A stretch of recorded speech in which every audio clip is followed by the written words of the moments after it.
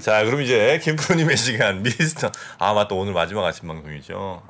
시간 많이 드리겠습니다. 미스터 마키 5분에 끝내야 돼. 7분 주면서 뭘 많이 줘요. 많이 주기는. 자, 헤드라인은 연금 이대로는 거덜 거센 저항에도 정치생명권 마크롱. 그런데 얼마 안 지나서 확정이 됐네요. 프랑스 총리 불신임한 가까스로 부결. 정년 62세에서 64세 연금 개혁법 통과. 이 정년이라는 게 이제 연금 수급 나이를 얘기하는 건데, 야, 근데 가까스로 통과됐네요. 9표 차. 9표 차인데 하원 전체 의석이 577석이거든요. 네. 여기서 9표 차가 됐으니까 야. 진짜 살 떨리는 상황이었네요. 그래서 거기 또 당이 많잖아요, 그죠? 그렇죠. 그래서 이제 마크롱 대통령이 사실은 완전히 정치 신인이잖아요. 정치적 기반 없이 그냥 혜성처럼 나타나가지고 그래도 그 탁월한 능력이 있는 거죠. 연임을 일단 성공했잖아요. 재작년인가. 근데 그 연임 작년이군요. 작년에 연임 성공한 다음에 바로 치른 그 총선에서 이 여당 연합의 의석이 100석이 날아갔어요. 맞아요. 그래서 거의 지금 간들간들합니다. 간들간들하거든요.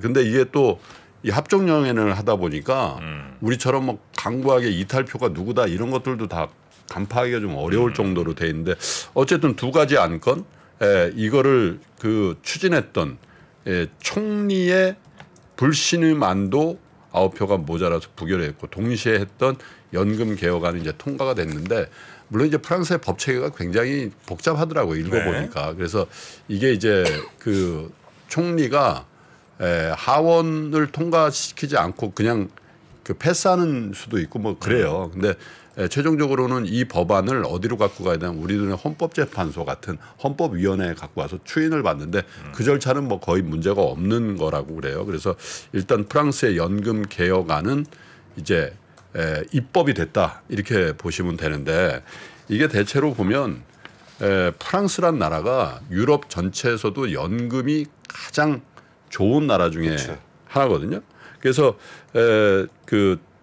전반적으로 보면 기존 그 최저 임금의 75%에 85% 정도가 이제 보장이 되고 있는 그런 나라인데 이게 전체적인 유럽 전체 평균보다 훨씬 높다는 거예요.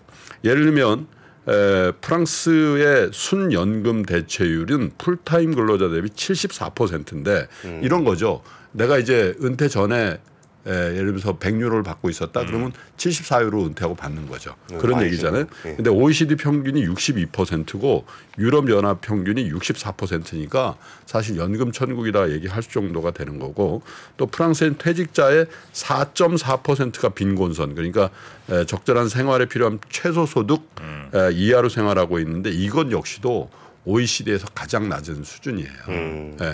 그런데 이제 당연히 이런 연금 개혁이 필요해요. 우리도 뭐 그 정부가 연금 개혁을 국정 과제로 지금 내놓고 있는 거잖아요. 네. 물론 이제 임기 내에 할 수 있을는지 모르겠지만 어쨌든 굉장히 중요한 개혁 과제로 지금 내세우고 있는데 우리하고 똑같습니다. 고령화 현상으로 연금 재정 적자가 급속도로 느는데 1960년대 초에는 프랑스에서 퇴직자 1명이 4명 이상의 근로자가 연금 지출을 감당했으니까 이게 그러니까 부양비를 얘기할 때 이게 4.0이라고 하잖아요. 그런데 이 수치가 2020년에는 1.7로 떨어졌고 2070년에는 1.2.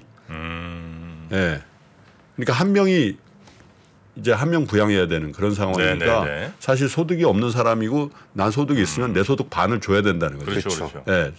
반은 안 되지만 뭐 한 5분의 2 정도 줘야 되는 그런 상황이 벌어질 수도 있다는 거잖아요. 그래서 연금 시스템 올해 18억 유로 약 2조 5,200억 원 적자를 기록할 전망인데 이게 2025년에 가면은 14조, 2035년에 가면 29조 적자로 연금자문위원회에서 추계를 해요. 그러니까 우리도 이제 언제가 고갈이냐 뭐 이런 얘기들을 하잖아요.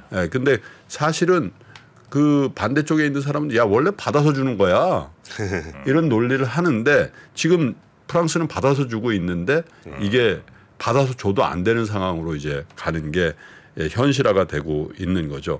그래서 방법은 연금 수급액을 줄이거나 아니면 연금 지급 기간을 늘리거나 뭐 그런 건데 지금 프랑스에서 택한 거는 연금 수급 연령을 2살 더 늘린 거죠. 예, 예. 근데 뭐 당연히 노동자들은 뭐 97% 반대죠. 예. 당연히 반대인데 이게 우리가 그 마크롱이 이거 두 번째거든요. 연금 개혁하는데 기억나시죠? 몇 년 전에 왜 연금 그 개혁한다고 해서 개선문 막 불타고 막 예. 자동차 막. 예, 9주 연속 파업해가지고 물류가 다 마비되고 뭐 그런 상황인데 이번에 그렇게 될는지 모르겠는데 아직 그 프랑스 전역에 이제 산발적인 시위 같은 것들이 있긴 있는데 그 정도까지는 아니다라는 뉴스들이 나와요. 자, 근데 이런 뉴스가 프랑스에서만 나올 거냐? 절대 그렇지 않다고 봅니다. 저는 이제 유럽 전반적으로 또 그렇죠. 시장 경제를 추구하는 거의 모든 나라에서 이런 뉴스가 나올 가능성이 있는. 왜냐하면 재정이 쪼그라들어 있어서 그래요. 맞아요. 네, 재정이 워낙 안 좋았죠. 그런데 재정도 원래 안 좋은 데다가 3년 동안에 어쩔 수 없이 더 퍼줬거든요. 예. 어쩔 수 없이 더 줄 수밖에 없는 그런 상황이죠. 미국만 해도 트럼프 사인 딱 멋있게 돼 있는 그 체크를 3번인가 4번인가 줬을 거예요 아마 1,000불짜리. 그럼 미국 재정은 어떻게 될 거냐. 사실은 미국도 사실은 코로나 연간에 꾹꾹 눌러놨던 거거든요. 그런데 이제 금리가 오른 거잖아요. 그러면 이제 재정 지출이라는 측면에서 조달은 더 어려워지고 순 이자 지급액 이게 급속도로 는 거거든요. 사실 은행 걱정할 때가 은행 걱정도 해야 되는데 크게 보면 아니 전체 국민의 은행은 나라라고 볼 수도 있죠. 예. 저기가 지금 굉장히 힘든 국면으로 가고 있는 게 프랑스의 연금 개혁에는 그러면 이제 정부는 사실 이런 부분들을 개혁하기 위해서 뭔가 조치를 할 수밖에 없고 그게 이제 코로나 이후의 세상으로 딱 들어오면서 어쩔 수 없이 이런 것들을 통과 의례처럼 해야 될 거라는 거죠. 그래서 사실은 아까 뉴스에 시진핑과 푸틴이 만난 것도 얘기를 했지만 네. 사실 그런 나라들은 그냥 꾹꾹 더 누를 수가 있거든요. 그렇죠. 법과 제도와 권위로 누를 수가 있는데 시장 경제는 이거 누를 수가 없어요. 그래서 분출돼 나오는 거거든요. 이런 게. 근데 그 분출돼 나오는 캐리어가 뭐냐면 인플레이션이라는 거예요. 제 생각에. 그래서 인플레이션의 후유증을 그 정부 재정 쪽에서도 계속 이제 눌렀던 게 분출될 거고 기업 사이드에서도 이게 채산성이 없고 이게 이른바 좀비 기업 같이 그 벌어서 이자도 못 갚는 기업들은 아마 연간에는 그 정부가 이렇게 눌러준 거거든요. 예. 분출돼 나올 거고 그게 이제 신용 등급이 낮은 회사들의 회사채 금리가 늘고 그리고 주가가 빠지고 뭐 그런 것들 아니겠어요. 네. 그래서 어쨌든 프랑스의 연금 개혁이 통과는 됐는데 앞으로 어떻게 진행될지는 모르겠습니다. 그러나 이 프랑스의 연금 개혁의 진통이라는 거는 사실 유럽과 또 아시아 우리나라도 마찬가지겠습니다만은 계속해서 정부의 부실화된 재정의 고갈 이런 것들과 함께 계속해서 금융시장의 또 하나의 압박 요인으로 작용할 가능성이 있겠다 이런 생각이 듭니다. 우리나라도 사실 당장 이제 발등에 불 떨어졌죠, 뭐 연금, 그죠? 근데 우리나라는 뭐 이렇게 퍼줄 정도는 아니었죠. 네. 정부가. 근데 지금 이제 그 연금 개혁 지금 뭐 정부는 계속 뭔가 좀 불을 지피고 있는 것 같은데 쉽지는 않은 거. 연금 개혁 같은 게 정치인들 입장에도 굉장히 부담스러운 일인 것 같아요. 그렇죠. 뭐 해야 된다라는 것들을 다 공감하지만 한다 그러면 다 싫어하잖아요. 네, 방울 다는 거죠, 뭐. 예, 거의 연금 개혁을 하고서 살아남은 정권이 거의 없었던. 다른 나라들 사례를 보더라도 그 룰라 대통령도 연금 개혁했다가 그 노동자들의 대통령이 노동자들의 연금을 깎았다 그래가지고 좀 브라질에서 좀 안 좋았었죠. 뻔히 근데 보이는 미래인데 뭐 언제 바로 이제 돈 없어지는 거는 그냥 눈에 보이는 건데 계속해서 그냥 두기도 좀 그렇고. 그러니까요. 자, 그러면 연금에 좀 부정적이시지 않나요? 네? 연금에 저요? 저는 많이 부정적이지. 아니 제가 뭐 내기 싫고 뭐 이게 아니고 결국은 다 우리 권 팀장님 같은 혹은 그 아래 세대에 너무 무게를 좀 짓누르는 것 같아서 그게 좀 마음이 아파서 그렇습니다. 나는 괜찮아요. 나는 괜찮다. 8분이에요. 네, 우리 권 팀장님 고생 많으셨고요. 내일 뵙겠습니다. 예, 감사합니다. 감사합니다. 레디 액션.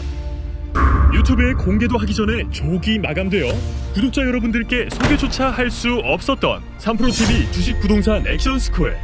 국내외 주식시장 분석, 기업 발굴 및 기업 분석, 가치 평가, 부동산 권리 분석, 지역 분석 및 임장, 개별 부동산 가치 평가, 이 모든 걸 내 손으로 직접 액션하는 100% 실전 훈련 프로그램 액션스쿨 2회차 모집 소식을 이번엔 가장 먼저 알려드립니다. 박세희, 홍진채, 오윤석 전문가들의 실제 투자 프로세스를 내 손으로 직접 경험하세요. 액션스쿨은 기수제 프로그램으로 정해진 인원이 모집되면 완전히 마감됩니다. 자세한 내용은 영상 하단의 링크 혹은 3프로TV 앱에서 확인하세요.